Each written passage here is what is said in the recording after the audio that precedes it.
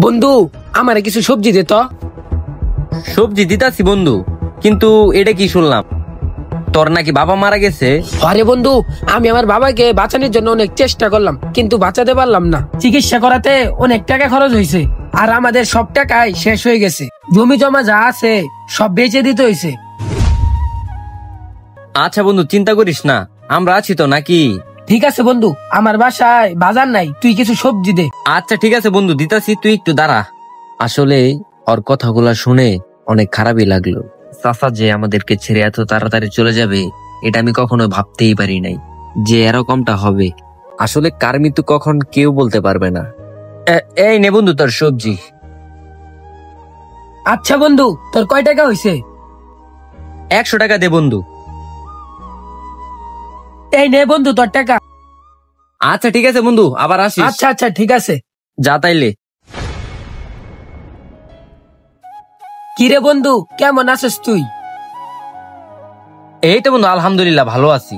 কি রে বন্ধু, আজকে তোর সবজি লাগবো না? তোর হাতে ব্যাগ কই? না রে বন্ধু, আজকে টাকা নাই, আর আজকে আসলাম অন্য একটা দরকারে। অন্য দরকারে মানে কি দরকার? তাইলে বন্ধু তুই একটু সাইডে আয়, তোর সাথে আমার কিছু কথা আছে। আচ্ছা ঠিক আছে, সাইডে চল।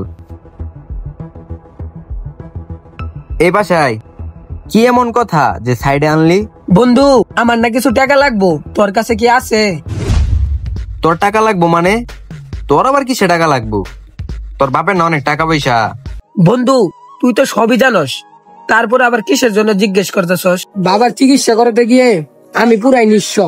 এখন বুঝতাছি যে পৃথিবীটা কত কঠিন। তখন বাবার টাকায় চলতাম তো, তাই রক্ত অনেক গরম ছিল। এখন বুঝতাছি যে দুনিয়াটা কত কঠিন। বন্ধু, যখন তোর বাবা বাইচা ছিল তখন তোদের অনেক টাকা পয়সা ছিল, আর তুই টাকার গরমে খুব অহংকার দেখাইতি। তখন তুই তোর বাপের হোটেলে বসে বসে খাইতি, তো এজন্য দুনিয়াটা কি তুই বুঝতি না। বাপের হোটেল থেকে বেরোলে বোঝা যায় যে দুনিয়াটা কত কঠিন। বন্ধু হুন, এই দুনিয়াটা এত সহজ না। বর্তমান সময়ে টিকে থাকাটাই খুব কঠিন হয়ে যাইতেছে। তখন তুই তোর বাপের টাকায় ফুটাঙ্গি দেখাইতি, আর আমরা নিজের টাকায় চলতাম, আর তখন তুই আমাদের মানুষ বলে দামি দিতি না। এখন তো তুই বুঝতেছস যে দুনিয়াটা কতটা কঠিন। আচ্ছা ঠিক আছে, এখন তো তুই বুঝতে পারছস যে বাপের হোটেলে বসে বসে খাইলে কিছুই বোঝা যায় না। আচ্ছা ঠিক আছে, সমস্যা নাই, তুই আয়, তোর আমি টাকা দিতাছি।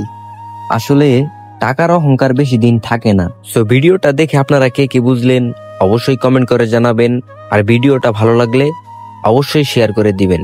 এরকম ভিডিও পেতে হলে অবশ্যই ফলো করে পাশে থাকুন। ধন্যবাদ।